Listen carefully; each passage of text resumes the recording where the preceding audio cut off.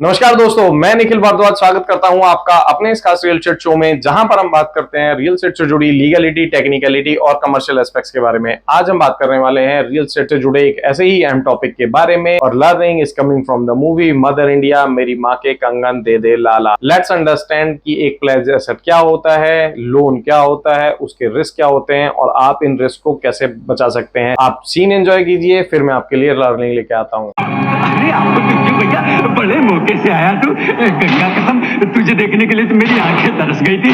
मेरी माँ के कंगन ला। वो तो मैंने बहुत संभाल के रखे बेटा, तो कहीं जाना नहीं है, मैं चाबी लेके अभी आता हूँ। Pledged asset is nothing but a asset that you had kept against a loan। आपने एक लोन लेने के लिए एक प्रॉपर्टी को लोन प्लेज किया है। आपने लोन लेने के लिए एक प्रॉपर्टी को जो प्लेज किया है, गिरवी रखा है, वो एक प्लेज एसेट कहलाता है। अब उसमें आपको देखना है कि कौन से अहम पहलू आपको ध्यान रखने चाहिए ताकि कल को आपको रिस्क ना बन जाए। Point number 1, high interest rate. आप कोई भी लोन लेने से पहले मार्केट में जाइए, थॉरो रिसर्च कीजिए, 2 बैंक 3 बैंक 4 बैंक से बात कीजिए जब तक आप लोन नहीं लेते हैं।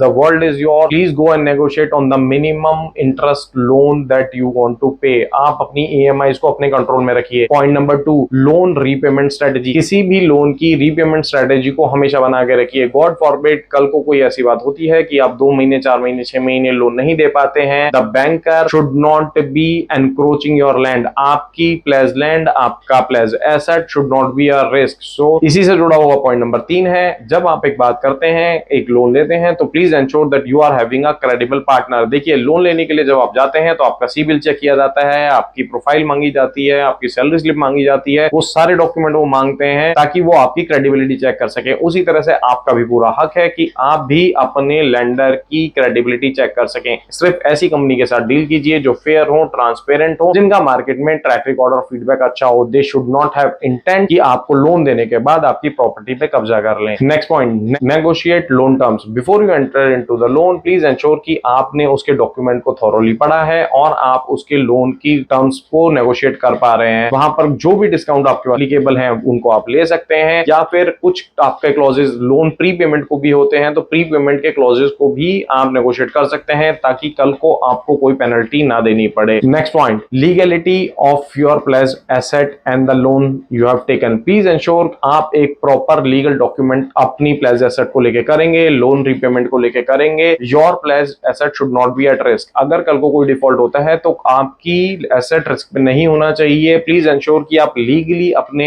एसेट को, अपनी लैंड को बचाकर चलेंगे। Next point, documentation of the transaction. देखिए, होम लोन यूजुअली 5 साल 10 साल और 20 साल तक के होते हैं। ये एक अच्छा लंबा टेन्योर होता है, तो इसमें की फैक्टर जो आपको कंसीडर हमेशा करना है, जो भी आप ट्रांजैक्शन बैंक के साथ कर रहे हैं या अपने लेंडर के साथ कर रहे हैं, please keep a record of soft copy और hard copy. Hard copy is preferable. आप कोशिश कीजिए अपनी जितनी भी ट्रांजैक्शन उनको हार्ड कॉपी करके रखिए। 1 सेट 2 सेट बनाइए, जहां पर आप अपनी क्रिटिकल डॉक्यूमेंट रखते हैं उनको रखिए, क्योंकि ये 5 साल 10 साल 20 साल का टेन्योर बहुत लंबा होता है, चीजें याद नहीं रहती। तो अच्छा है कि आप उन चीजों को हार्ड कॉपी में रखें ताकि कल को आप किसी रिस्क में ना पड़े या आपका कॉन्फिडेंस डाउन ना हो just because of some missing paper. I hope you like the learning today. Please hit the subscribe button. Do let me know which topic of real estate you want me to cover so that I can bring in more real estate information, ताकि आपके सपनों का घर सपना ना बन के रह जाए। Have a good day.